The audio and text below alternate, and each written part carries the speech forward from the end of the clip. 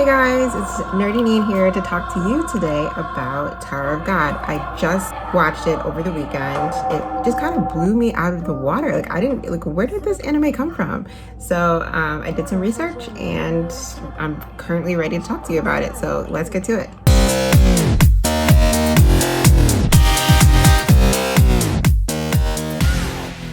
If you're new to the channel, my name is Nerdy Neen and I am co-creator of Rice Ball Feed Your Inner Nerd. You can find us on Facebook, Twitter, Instagram, as well as my handle at Nerdy Neen, also on all the social media platforms. This channel is all about anime, so everything specific about the world, the vast world of anime. So if you're an otaku like me, then happy to have you here. Today, I'm going to be talking about Tower of God, which is a new anime that came out actually this year in April. It is a Crunchyroll original, and that's pretty much how I found it. I literally was just perusing Crunchyroll trying to find a random anime to watch because I was bored this past weekend, as most of us are since we're in this crazy pandemic. As I was perusing, I happened to come across this anime again called Tower of God, and when I was reading the description, I was just like, this seems really corny, but for some reason it's trending. Like, it was in their category for most popular anime right now. The anime actually is based it's an adaptation of a webtoon from South Korea by Soo. He basically created the anime, and then Crunchyroll picked it up, and as they're actually doing a lot of anime right now, they're coming out with a lot of different Crunchyroll originals, and so yeah, they picked it up, and now it's here for all of us to enjoy. So today I'm not going to be giving away any spoilers because I hate spoilers, just personally. It's just my own ninja way. So I think I'll do my best to not provide any spoilers, and I apologize in advance if I do give out any spoilers. So Tower of God is considered a dark fantasy action anime. So there's a lot of different themes, a lot of different there's action, a lot of action scenes and fighting scenes that happen in the show. Getting a good mix. I'm actually going to be talking about season 1. So I actually had a chance to watch the entire season from end to end, just binged it all. It was really quick because the episodes are about, I think, just 20 minutes or 23 minutes or something like that each. Definitely an easy anime to quickly go through if you're just looking for something to watch. Like I said, I don't want to give away any spoilers, so I'm not going to go into a lot of detail about the show and the plot. Just to kind of give you a little bit more background, in the show there is this tower, and the main character's name is Bam, and he is following after Rachel. Rachel is the girl who is looking to reach the stars or see the stars, and they have a very close relationship in the beginning. Rachel pretty much teaches Bam everything he knows, which is why he's so interested in following after her when she wants to go into this tower. But you don't get to go directly to climb the tower. You actually have to go through a process. It's like a test system. You have to be tested to be able to have the chance to actually climb the tower. When they both enter into this, it's kind of like going into this parallel universe or different universe that they have to go to in order to get to the tower. They get separated. So Rachel is somewhere else, Bam is somewhere else. He notices they're separated, and he's like, where is my girl? So he is pretty much most of the show just looking for her, asking anyone who he encounters where she is, and then along the way he makes friends. It's kind of the gist of pretty much most anime that are out there. Not only does he make friends, but he also and also the people around him realize how powerful he is. He basically has these powers that he's able to use that he didn't realize he had before. So and so everyone's learning more about this power that he has, and also possibly where he's from. Because of his unique power and also his naivety, like he's completely naive and really new to social situations, but he's super sweet about it, and so everyone kind of like gravitates towards that a little, and almost sometimes tries to use it against him. But he's also really smart, so he kind of sees through people's deception, which makes it really, really interesting. They get to this universe, they have to go through the test to see if they can climb the tower, and that's pretty much the journey for season 1. It gave me huge Hunter x Hunter vibes, you know, like, you know, when Gon and Killua are going through the process to become hunters. It was like very, very similar in that sense, and I think which made it even more attractive as a show, because you want to see, like, are they going to pass the test? Are they going to get through? Like, what's going to happen? And I really like that a lot of the plot was unexpected. Like, I was trying to, like, because you just watch so many anime, you think you know what's going to happen, but then when you're watching it, you're like, oh my god, like, what just happened? Like, so I think I had a lot of moments like that where I'm just like, what? Like, crazy. So it was very, very interesting in that sense. And again, I was completely, and I think it started really slow for me in the beginning. So like I think maybe around episode 3-ish is when I started to like really, really be pulled into the show. And if you are preparing to watch it, definitely continue on. Don't just be a little turned off. I think a lot of what I've heard is that the animation isn't as good, and it could be just because it's based off of a webtoon, I'm not sure, and it is based off a South Korean webcomic. So I think that I don't know if that kind of added to the differences with the animation. So don't let that be deter you from watching the show, because again, it's definitely a good show, and if you like action anime, you'll really, really love it for that reason. I want to talk a little bit about the characters. So the characters are, I gave you a little bit about Bam and Rachel, but I want to talk about some of the side characters that I thought were really, really interesting, and another reason why the show actually started to really get momentum was because of these characters. My favorite character in the show is Rak. Rak is hilarious. Like, he was like the funniest person that I thought that I really gravitated to. And the funny thing is, I think what really made him my favorite character is the fact that he wasn't a character that I thought I would like. Like, when he first came onto the scene, he was just this like brutish fighter who just wanted to like prove himself that he was like the best fighter. I think most of the show he's trying to pretty much kill Bam and Kun, who's also another character in the show.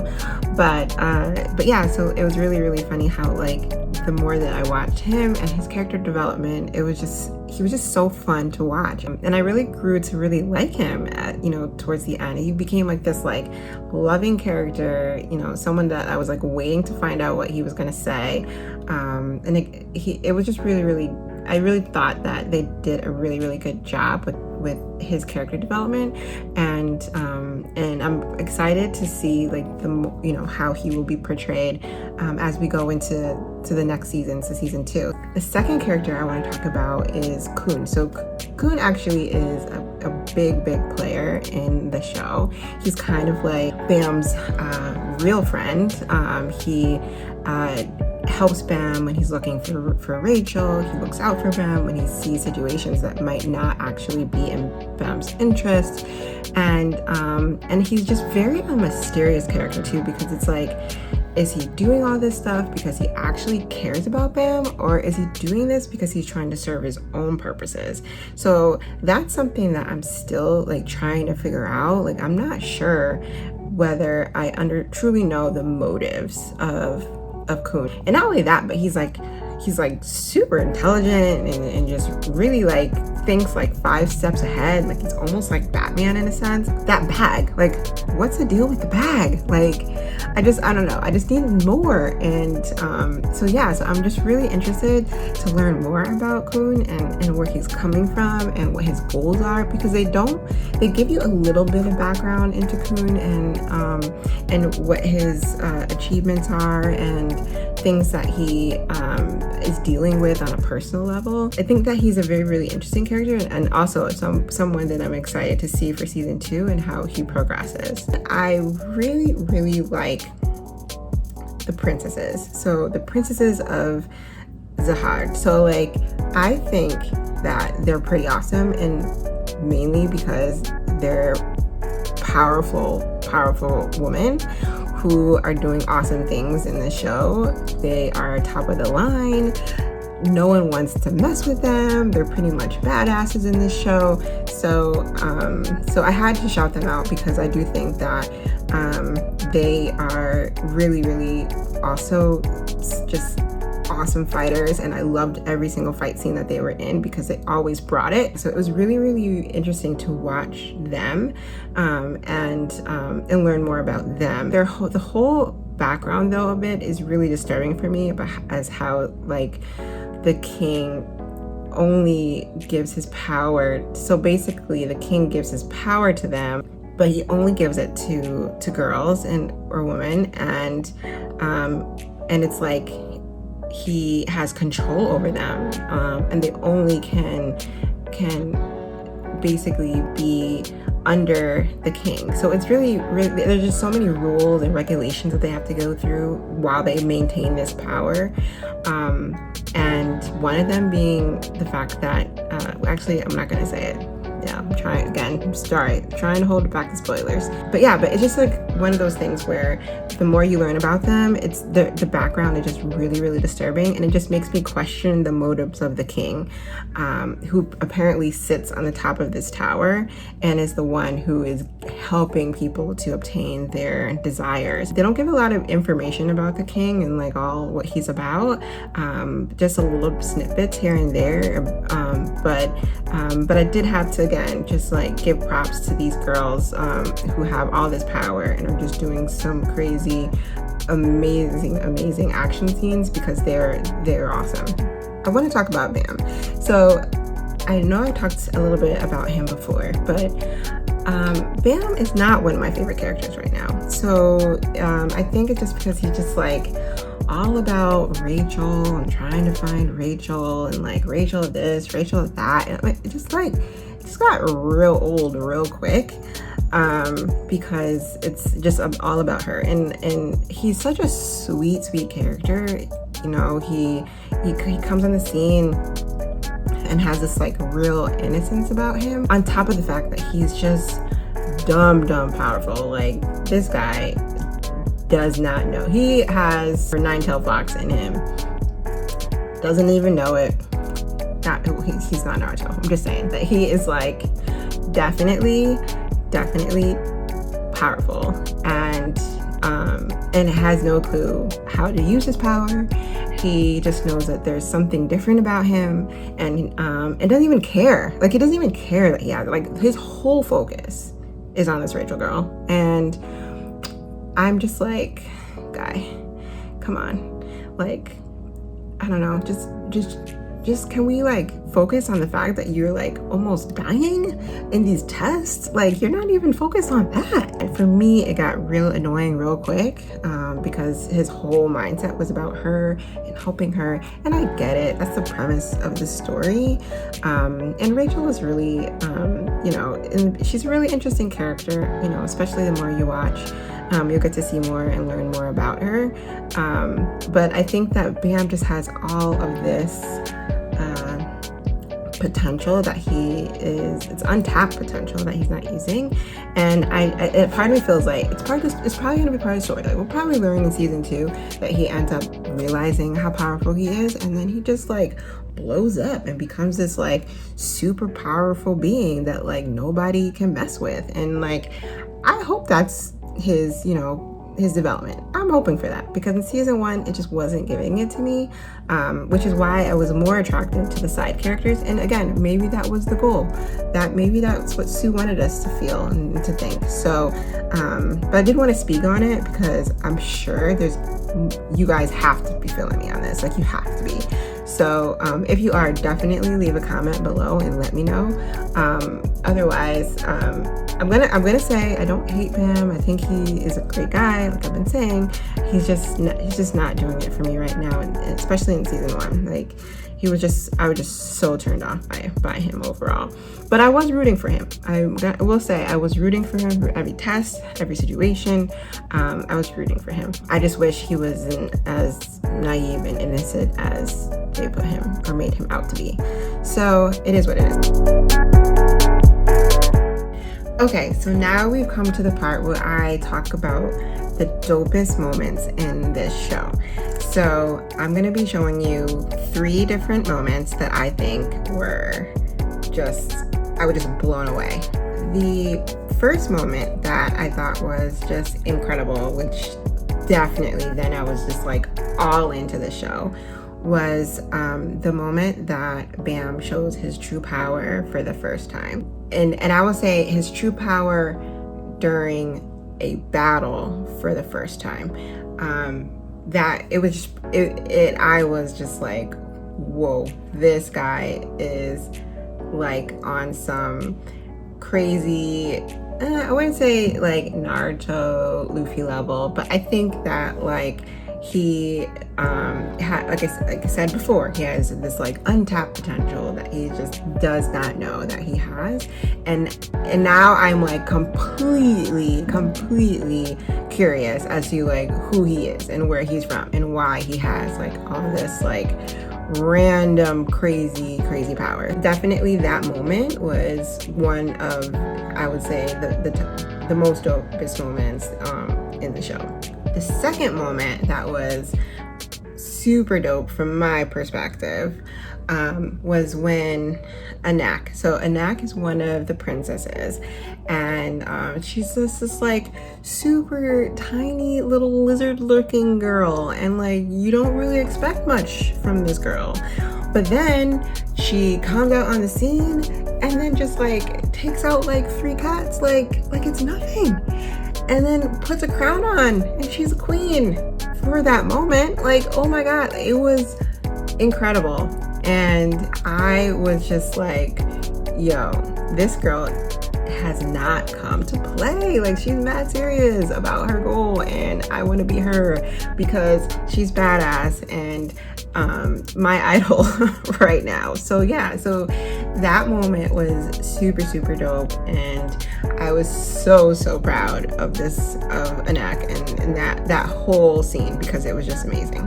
The third scene that I really was blown away by was well, I'm not even gonna say it's a scene. So it was just the last episode overall. So that whole episode was just wow, like so surprising, completely like did not see any of that coming. So that I'm not going to show you at all, because you just gotta have to watch it to see it and experience it, because I'm gonna tell you, it's an experience.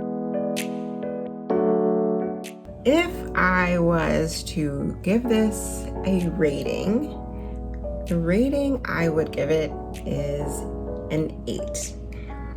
Why do I say 8 and not 10?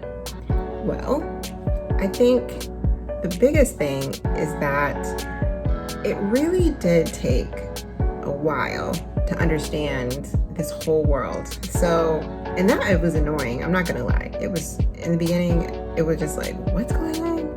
What's happening? Who is this and why? I mean, the world does not work like the world that I live in or that any of us live in. It was really hard to understand, like why people are at the tower, how you get to the tower, where people are coming from, who families are. So it was a lot to like really truly understand in the beginning, and it was a slow process. to really like get there. Like I said, it took until like maybe episode 3 or 4 before I really started to like be like, okay, I think I'm getting it now. I think I'm understanding. So that was somewhat of a turnoff for me. For others, it could be, you know, not that much of a deal, but for me, that was just a turnoff that kind of lowered my rating for this. What I did really like about it was the action. So it had amazing action. Is it Demon Slayer type of action? No, not the same level. It's not as gory as Demon Slayer, but there is some gore, some blood in the scenes. But it's good enough to keep you interested. So I think it's on the same level as Hunter x Hunter, like I had said earlier. So if you like that level of intensity, I think then this will definitely be an anime for you. And then just like the overall plot is just really good. So I love a good anime with a good plot and storyline. The themes that come out of this show are really strong, and it will leave you thinking about just life and like situations. If you were in the same situation, what would you do? Like, how would you handle this? Like, is friendship more important than, you know, your passion or your dream? Those are the types of things that I think were really interesting about the show, and it brought that humanity level to the show that I think only anime can really do, in a way that really makes you feel connected to the show. And it did bring that. And on top of that, like I said before, there's a lot of surprises, a lot of plot twists that you just don't see coming. And it's funny. There's funny scenes. It's, you know, it can be light, and it just as much as it's, you know, it has this like dark fantasy element to the show, there's also this lightness and this airiness that makes you still feel good about the characters and wanting to get close to them, because they are like kind of characters that you can relate to. All of that was a part of my my rating, and which is why I give it an 8. An 8 isn't bad. And in my book, it's still something that you should definitely go and see, especially if you're looking for some new anime to check out for this year. This is probably one of the ones you should for 2020. So definitely, you know, buckle down on your weekend, this weekend, next weekend, or even just some random day. Right now, every day feels like the same day. Like I don't know about y'all, but like I'm definitely living the same day every day, like Groundhog Day.